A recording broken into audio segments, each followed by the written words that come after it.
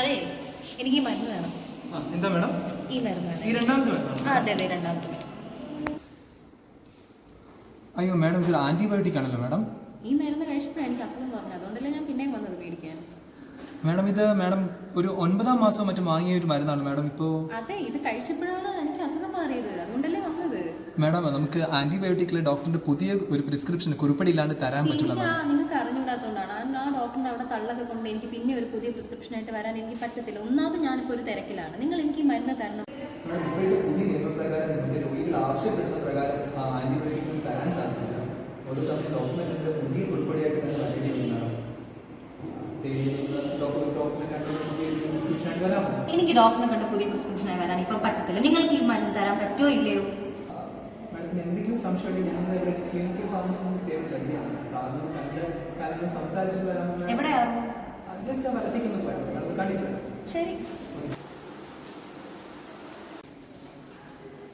അതെ വരും മേഡം, ഇരിക്കും മേഡം. എന്താ മേഡം? എനിക്ക് ഈ മരുന്ന് വേണം. ഞാൻ ആ ഫാർമസിയിൽ ചെന്ന് ചോദിച്ചപ്പോഴത്തേക്ക് അവർ എനിക്ക് ഈ മരുന്ന് തരുന്നില്ല. ഞാൻ നോക്കിക്കോട്ടെ മേഡം. ഓക്കെ മേഡം, ഇത് 9ാം മാസം വാങ്ങിയ മരുന്നാണ് അല്ലേ? അതെ മാഡം, ഇതൊരു ആന്റിബയോട്ടിക് ആണ് മാഡം. ഇത് ഡോക്ടർ 5 ദിവസത്തേക്ക് മാഡത്തിന് കഴിക്കാൻ എഴുതിയിട്ടുണ്ടായിരുന്ന മരുന്നാണ്. മാഡം അത് 3 ദിവസമേ കഴിച്ചിട്ടുണ്ടായിരുന്നു അല്ലേ? കാരണം ഈ 3 ദിവസം കഴിച്ചപ്പോൾ കുറഞ്ഞു, അസുഖം കുറഞ്ഞു, അതുകൊണ്ടാണ്.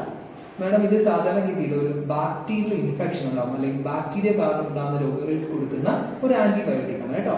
അപ്പോൾ മാഡത്തിന് ഇപ്പോൾ ആ ബാക്ടീരിയ കാരണമാണ് അസുഖം ഉണ്ടായതെന്ന് അറിയാതെ ഈ സെയിം ആന്റിബയോട്ടിക് നമുക്ക് എന്ത് ചെയ്യാൻ പറ്റില്ല, തരാനായിട്ട് സാധിക്കില്ല. എനിക്ക് അതേ ലക്ഷണങ്ങൾ തന്നെയാണ് ഇപ്പോഴും ഉള്ളത്, അതുകൊണ്ടാണ് ഞാൻ ഈ മരുന്ന് തരാനായിട്ട് പറഞ്ഞത്. ആയിരിക്കാം മാഡം, ചിലപ്പോ രോഗലക്ഷണങ്ങൾ ഒരേപോലെ തന്നെ വന്നേക്കാം, പക്ഷെ രോഗകാര്യം എന്തായിരിക്കാം, വ്യത്യസ്തരായിരിക്കാം.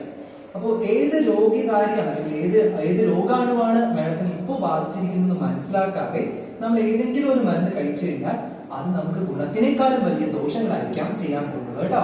പിന്നെ മാഡം പറഞ്ഞു എന്താ 3 ദിവസം കഴിച്ചപ്പോഴത്തേക്ക് അസുഖം മാറിയത് കൊണ്ട് മരുന്ന് ഒഴിവാക്കിയെന്നല്ലേ? ഓക്കെ മാഡം, അത് വലിയൊരു അബദ്ധമാണ് മാഡം കാണിച്ചിരിക്കുന്നത്. കാര്യം ഒരു രോഗത്തിന് തന്നിരിക്കുന്ന മരുന്നുകൾ അതിന്റെ ഒരു കോഴ്സ് ഡോക്ടർ നിഷ്കർഷിച്ചിരിക്കുന്ന ഒരു കോഴ്സ് ഉണ്ടായിരിക്കും. 5 ദിവസം 10 ദിവസം എന്ന് പറയുന്ന കോഴ്സ് പൂർണ്ണമായും, പ്രത്യേകിച്ച് ആന്റിബയോട്ടിക്കുകളുടെ കാര്യത്തിൽ കോഴ്സ് പൂർത്തിയാക്കാതെ ഒരു മരുന്ന് നിർത്തിയാൽ നമ്മുടെ ശരീരത്തെ ബാധിച്ച രോഗമാണ് നമ്മുടെ ശരീരത്തെ പൂർണ്ണമായും വിട്ടുപോയിട്ടുണ്ടാവില്ല. അപ്പൊ എന്തുണ്ടാവാം, നമ്മുടെ ശരീരത്തിനുള്ളിൽ ഉണ്ടായിരിക്കുന്ന രോഗാണുക്കള് നമുക്ക് വീണ്ടും തന്നെ ബാധിക്കാനും നമുക്ക് വളരെ മോശമായി ബാധിക്കാനും നമുക്ക് അസുഖമില്ലാത്തവർക്ക് നമ്മുടെ അസുഖം പകരാനും അതൊരു കാരണമായിട്ട് മാറും. ഓക്കെ, അല്ലെങ്കിൽ നമുക്ക് മരണം വരെ സംഭവിക്കുന്ന രീതിയിലേക്ക് നമുക്ക് ആ രോഗം മൂർച്ഛിക്കാനും എന്താവും ഇത് കാരണമാകും കേട്ടോ മാഡം. ഓക്കെ, മാഡം അറിഞ്ഞൂടാത്തോണ്ടായിരിക്കും ഈ ആന്റിബയോട്ടിക്കിന്റെ കാര്യം മരുന്ന് തരാനായിട്ട്. അതെ, ഞാൻ ഇത് ആദ്യമായിട്ടാണ് കുറെ കാര്യങ്ങളൊക്കെ കേൾക്കുന്നത്. നിങ്ങൾ ഡോക്ടറാണോ? അല്ല മാഡം, ഞങ്ങൾ ഫാർമസിസ്റ്റുകളാണ്. ഞങ്ങൾ ക്ലിനിക്കൽ ഫാർമസിസ്റ്റുകളാണ്. മരുന്നുകളെ സംബന്ധിക്കുന്ന എല്ലാ വിവരങ്ങളും രോഗികൾക്കും മറ്റുള്ളവർക്കും പകർന്നു നൽകുന്നത്. ഞങ്ങളുടെ സേവനം എല്ലാ ആശുപത്രിയിലും ലഭ്യമാണ്. ഇത്തരം സംശയങ്ങൾ എന്തുണ്ടെങ്കിലും നിർബന്ധമായി ഒരു ക്ലിനിക്കൽ ഫാർമസിസ്റ്റുമായി ബന്ധപ്പെട്ട് സംശയം പൂർണ്ണമായി മാറ്റിയ ശേഷമേ ഏത് മരുന്നും കഴിക്കാനായിട്ട് പാടുള്ളൂ.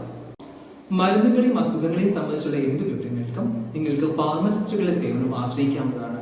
കൃത്യമായ അളവിൽ, കൃത്യമായ ഡോസ്, കൃത്യമായ കാലയളവിൽ ഒരു മരുന്ന് കഴിച്ചെങ്കിൽ മാത്രമേ അസുഖം പൂർണ്ണമായി മാറിക്കുള്ളൂ. അപ്പോൾ ഇനി നിങ്ങൾക്ക് ഏത് തരത്തിലുള്ള അസുഖവും മരുന്നുമായി ആവശ്യങ്ങളുണ്ടെങ്കിലും ഒരു ഫാർമസിസ്റ്റിന്റെ സേവനം ആശ്രയിക്കുക.